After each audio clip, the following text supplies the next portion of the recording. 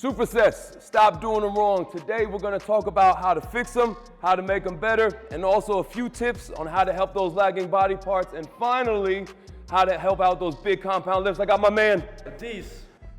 Let's go.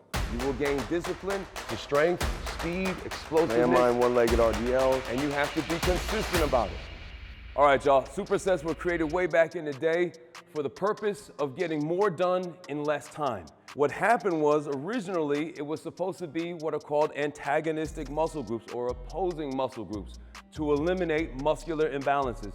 The problem today is that too many of you are actually pretty much destroying the superset by doing too much of the similar movement. So therefore, you're doing a multiple joint like a chest press or a bench press with an actual isolation movement like a pec deck fly. Or you're trying to do too much of the same muscle group, thinking that you're working different parts of the muscle, like an incline bench press with dips. Again, the original reason why a superset was created was to eliminate the muscular imbalances. So a perfect example of a traditional and correct superset is a narrow grip bench press, which my boy Aziz is gonna do, and then followed by dumbbell hammer curls to finish for the biceps. So again, bicep, tricep, opposing muscle groups. Let's go. All right, y'all, a nice narrow grip bench press. Notice, okay, he's keeping his elbows nice and tight, really stimulating that tricep, not too much of the chest. One more, big, one more. There we go.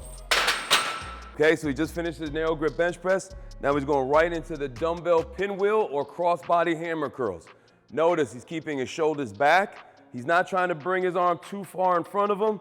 He's keeping it right to that sternum, really focusing on that brachialius and that squeeze at the top. If you really have issues with your wrists, your elbows, do yourself a favor and invest in what are called fat grips. They go around the dumbbell, phenomenal for alleviating that pain in the wrist and the elbow.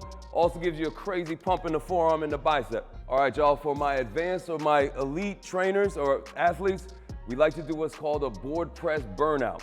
Especially if you have a partner, it's an awesome way to kill your triceps at the end of the workout or the last set of the sequence. All right, so we're gonna start with 2 boards. We're gonna go to 3 boards and 4 boards. The idea is he's gonna be manipulating his mechanical advantage. So he's gonna shorten the range of motion as he gets tired and more tired doing his last burnout set. All right, Adiz, you ready? There we go. Good. 1. Keep going. 2, you go a little bit quicker. 3, good. Here we go, give me 3. 1, 2, 3. Notice, guys, range of motion is getting shorter and shorter. And now I might just leave this here and let him burn out. Give me 2 more reps. Give me 3 more reps. Beautiful rack. Perfect. You guys saw how the distance from his chest to the actual bar was reduced. So therefore he could get more and more reps and put that muscle under more and more strain. Great job, bro. All right, y'all, I want you guys to understand, it's not that I'm saying it's wrong if you do a multiple joint followed by an isolation or if you pair your supersets with more of the same muscle group. The idea, though, is the superset was created for the sole purpose of eliminating muscular imbalances. So we really want to pair those antagonistic muscle groups. Another great example, okay, is a barbell bent over row followed by a dip. Adiz is going to use what are called angle grip 90s. Okay, I want you to pay attention in particular when he goes ahead and unracks. All right, he gets himself set. He's going to hinge. He's going to really hold that core. And now watch how he drops his shoulders, allows that stretch. And then with those angle grip 90s, he's allowed to get that extra range of motion. Again, look at that freaking back working. Beautiful, kid. Nice and tight, core's braced. He's locking those lats down. He's allowing that shoulder to move forward.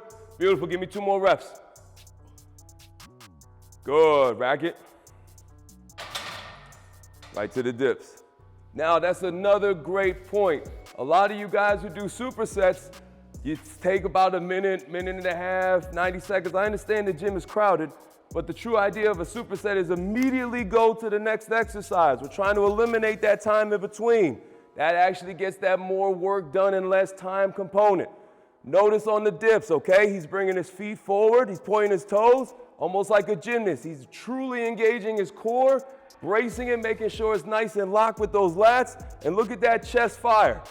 Okay, coming down just to 90, keeping those shoulders nice and safe. Again, sets and reps should be equal. So 3 to 4 sets. If you want to go a little bit higher, go to 4 to 5, or like the classic 6x6s, whatever it is. Make sure it's even. Make sure it's the same.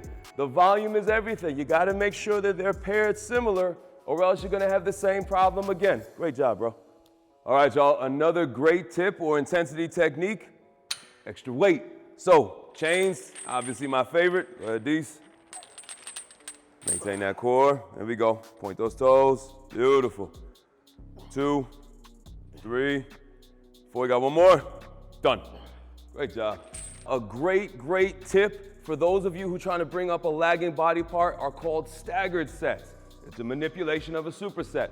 So you're gonna focus your exercise on what you want, which is the shoulder in this case. Adis is gonna do a dumbbell curl and press, and he's gonna build up his back by doing pull-ups in between. Again, non-competing exercises, eliminating that mechanical problem. Focus, guys, on the fact that Adis is staying completely tense. He's not swaying, he's not swinging, he's not dipping his hip to get the weight up. He's gonna hold that bicep flexion, and then he's turning into a neutral grip at the top. These are often referred to as teapot curl and presses. Notice he's having that hand on that hip, allowing him to maintain that stability. All right, y'all, so now instead of waiting and doing a whole nother 90 seconds to a minute in between another set of mill presses, he's gonna come straight over here and do pull-ups. Great job. He's only gonna give me 5 reps. He's not gonna go crazy. I want you to pay attention to his elbows. See, he's pulling them out as he comes up, really getting that lat and that upper back on fire. Now, the beauty of staggered sets is that you can do them throughout the entire workout. So if Adis had more shoulder exercises, he could pair the pull-ups or a lat pull-down, whatever plane of motion he wants, to make sure he brings up those lagging body parts. Hope y'all enjoy these tips and a little bit tweaks on the technique. Drop a comment below if you have any questions. Peace.